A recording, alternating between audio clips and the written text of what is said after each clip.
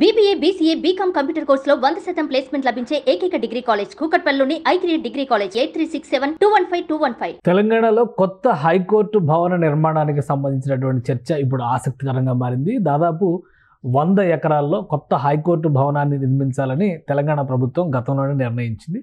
దీనికి సంబంధించిన భూమి పూజ కూడా గత ఏడాది పూర్తయింది. దీనికి సంబంధించి ఇప్పుడు ఫైనల్గా ప్రాజెక్టు విలువ, ఏమేమి నిర్మించబోతున్నారు, ఎంత వైశాల్యంలో నిర్మించబోతున్నారు, ఈ వివరాలన్నీ కూడా బయటకు వస్తున్నాయి. ఓవరాల్గా 2583 కోట్ల రూపాయల వ్యయంతో ఈ నిర్మాణం చేయాలని చెప్పని తెలంగాణ ప్రభుత్వం నిర్ణయించింది.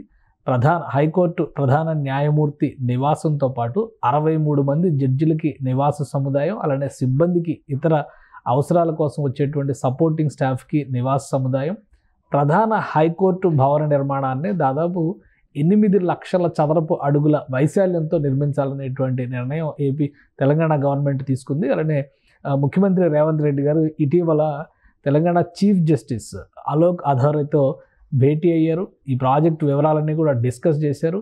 ఇది ఫైనల్ అప్రూవల్ అయిన తర్వాత ప్రభుత్వం దీనికి నిధులు విడుదల చేయడానికి సన్నద్ధమవుతుంది. ఒకసారి చూస్తే కనుక టోటల్ గ్రౌండ్ ప్లాన్ అంతా కూడా ఒకసారి చూస్తే ఇది 10 బ్లాకులుగా నిర్మాణం చేయబోతున్నట్టుగా తెలంగాణ గవర్నమెంట్ ప్రకటిస్తుంది. ఈ 10 బ్లాకుల్లో కూడా ఎంట్రన్స్ ఉస్మానియా యూనివర్సిటీ స్ట్రక్చర్ తరహాలో ఎంట్రన్స్ గేట్ ఉండబోతుంది. అలానే బ్లాకుల్లోకి ఎంటర్ అయ్యేటువంటి మార్గాలు, ప్రధానమైనటువంటి మార్గాల వద్ద దేవుడి సెంటిమెంట్ని దృష్టిలో పెట్టుకొని ఆలయాల నిర్మాణంతో పాటు మొత్తం బ్లాకులకు సంబంధించినటువంటి ఫ్లోర్ ప్లాన్ అంతా కూడా రెడీ చేసింది ప్రభుత్వం. సో ఈ 10 బ్లాకుల్లో నివాస సముదాయాలతో పాటు కొన్ని మరీ ముఖ్యంగా ప్రధాన కోర్టు భవనాన్నే 6 అంతస్తులతో నిర్మించబోతున్నారు. ఇదే ఒక ఐకానిక్ బిల్డింగ్గా మారబోతుంది.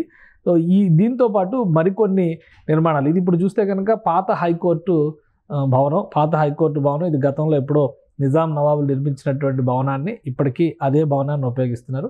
కానీ మారిన పరిస్థితుల రీత్యా, ఇప్పుడు ఉన్నటువంటి అవసరాల రీత్యా ఇది ఓల్డ్ సిటీలో నిర్మించడం అనేది కొంచెం క్లిష్టతరమైనటువంటి అంశం. ఉన్న భవనాన్ని హెరిటేజ్ నిర్మాణంగా అలా వదిలేసి మరొక ప్రాంతంలో ఈ భవన నిర్మాణం చేయాలని గతంలో నిర్ణయం చేశారు. దాని ప్రకారమే ఈ ప్రతిపాదనలన్నింటినీ కూడా తెలంగాణ ప్రభుత్వం ముందుకు తీసుకెళ్తోంది.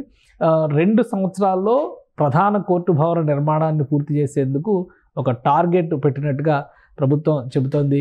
ఈ 10 బ్లాకుల్లో కూడా దాదాపు 36 లక్షల చదరపు అడుగుల వైశాల్యంతో నిర్మాణాలు చేయబోతోంది ప్రభుత్వం. సో టార్గెట్ పట్టి చూస్తే కనుక 2 నుంచి 3 ఏళ్లలో మొత్తం నిర్మాణాలు పూర్తవ్వాలి. అలానే అడ్వకేట్ జనరల్కి కూడా 6 అంతస్తుల భవనంతో కూడినటువంటి వ్యవస్థలను అక్కడ ఏర్పాటు చేయబోతుంది. అడ్వకేట్ జనరల్ పొజిషన్లో ఉండేటువంటి వాళ్ళకి, అడ్వకేట్లకి ఇతర అవసరాల కోసం సపోర్టింగ్గా పనిచేసేటువంటి వాళ్ళ అవసరాలు దృష్టిలో పెట్టుకుని భవిష్యత్తులో మరొక 25 నుంచి 30 ఏళ్ల వరకు ఎలాంటి అవసరాలు ఉంటాయో అంచనా వేస్తూ సువిశాలమైనటువంటి ప్రాంగణాన్ని తీర్చిదిద్దాలని తెలంగాణ ప్రభుత్వం నిర్ణయించింది. సో ఆల్రెడీ భూమి పూజ అయింది, ప్రభుత్వం గ్రీన్ సిగ్నల్ ఇచ్చింది కాబట్టి పనులు శరవేగంగా ముందుకు వెళ్ళేటువంటి అవకాశం ఉంది. 2 ఏళ్లలో కొత్త తెలంగాణ హైకోర్టు భవనాన్ని, ఇటీవల సెక్రటేరియట్ భవనాన్ని చూసాం. రాబోయేటువంటి రోజుల్లో కొత్త హైకోర్టు భవనాన్ని కూడా తెలంగాణ ప్రభుత్వం సాకారం చేసే దిశగా అడుగులు వేస్తోంది. సుమన్ టీవీలో మీ పర్సనల్ అండ్ బిజినెస్ ప్రమోషన్స్ కోసం కింది నెంబర్కి కాంటాక్ట్ చేయండి.